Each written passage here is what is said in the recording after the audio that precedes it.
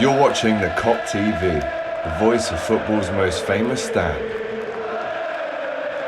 Salah to settle it in front of the Kop. Right then, AGT with Doyle. Give me some of this love, brother. 3-1 win on Boxing Day. You can't really beat that. It's an away win as well. Very, very, very much needed. Let's try and talk about the positives first before we dissect the game. But obviously, like, comment, and subscribe. This is Doyle's first fan come outside Jurgen's. So very exciting times. But can't believe I've not been talk here. to me about the positives, and then talk to me about what we could have done a little bit more of. I guess the positives are created a lot of chances, very attacking, won the game. Yeah. That's the positives. Fair enough. 3 points on the board. The negatives is we get sliced open like cheese, lad. It's very easy to slice us open, lad. Even with Virgil van Dijk and Matip and all these quality defenders, it just seems like we can concede a lot of chances. And when you're going against teams with massive quality, like the Man Cities and the Arsenals and whatever that... Oh, I can't believe I said Arsenal. Oh, I know, lad. I know, lad. Work with them. But yeah, they'll take them chances, lad. And you've seen it with Ollie Watkins. He had 2 chances and scored both of them. One of them was offside. But that game, lad... We just needed to get over the line, and we did. Núñez, I don't know how, but he managed to get man of the match. Well, let's talk about let's dissect the game then. So 3-1 win, on paper it looks great. There were a couple of nervy moments, but when you look at the individual performances of the players, you can talk about, well, we might as well start with Núñez. I mean, somehow player of the match, fair play to him. I'm buzzing that he's won that. But from the game I saw, I don't think it was maybe worthy when you consider maybe the goal scorers and Andy Robertson becoming joint highest ever assist maker next to Leighton Baines. But Núñez player of the match, do you agree with that? Right. Núñez is one of the hardest working players on the pitch. Let's not forget that, lad. He is. Exactly. He just lacks a bit of quality when it comes to finishing. He's always trying to find that bottom corner. Sometimes he hits it first time. He's just a very chaotic, raw footballer. And that works in our advantage sometimes. The third goal was down to his tenacity, his pace and his physicality to be able to whip that ball back into the box and cause some chaos. But then, if we're looking at the chance that fell to the young lad, if that fell to Núñez, I wouldn't expect him to take the keeper on and then slot it. He just doesn't seem to have that type of quality, but he does add value to our team. So I don't want to disrespect him. He's one of our own. I like him, I do. But I just wish he could score them chances that we think he can score. Does that make sense? It makes sense, but I mean, the obvious example to go back to is Salah's first season when he scored 45 goals almost, but he could have had 75. And you look at all the chances that came off the post that season, the ones he should have scored. He still ended up with a very, very, very strong goal tally. So do you think if Núñez maybe gets more than 20 goals in all comps this season, do you still think that's a success considering the amount of chances he's missed? Or does that excite you a bit more for next season as well? Yes, and I think the reality is we're looking at a different kind of striker that we've had for the last 6-5 years. None of our strikers are like that. Mane wasn't like that. Salah wasn't like that. He definitely had a few chances, but Salah had the quality to finish. When he turned up to the Premier League, he had this fire in his belly after getting rejected from so many clubs, and he carried on with it. Núñez seems like he's raw. He's a little bit angry, he gets frustrated, and he makes rash decisions. There was a lot of chances where he could have shot, and instead of doing that, he passed and then messed up the pass.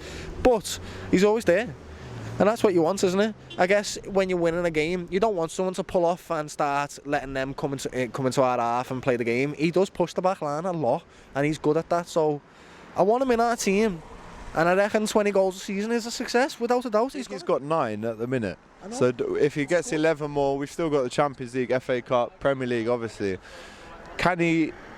I don't want to focus on him too much. I mean, even after the last game, there was a lot said about him. Sky Sports News even made a tweet and then deleted it about his missed chances, which I thought was a bit unfair to single him out. But if he's still creating chaos and he's still earning player of the matches, man of the matches, then he deserves his spot. I think even if he's not scoring the goals, because he's better to have him on the pitch and cause that chaos around the box and leading up to the box than not have him there.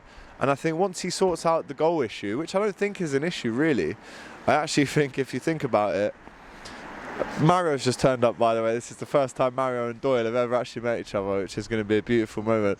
Let's have... Whoa, just knocked another pint over almost. Yeah, Mario is here. Here he is, lad. Fantastic. Núñez, again, is just a different striker to what we're used to, and he's got massive expectations on him, lad. So I think we just need to look at him as a different kind of striker and see the value that he does offer rather than the value that we think he's going to offer. Does that make sense? Yeah. He does score goals. He's got 9 of them. That's a good tally, lad. It is. I just don't know. You just want to see him be a bit more fun, don't you, lad? It reminds me a little bit of I'm not being disrespectful when I say this, Lazar Markovic, lad. You remember him? Oh, Lazar Markovic. Oh, you all right, Doyle?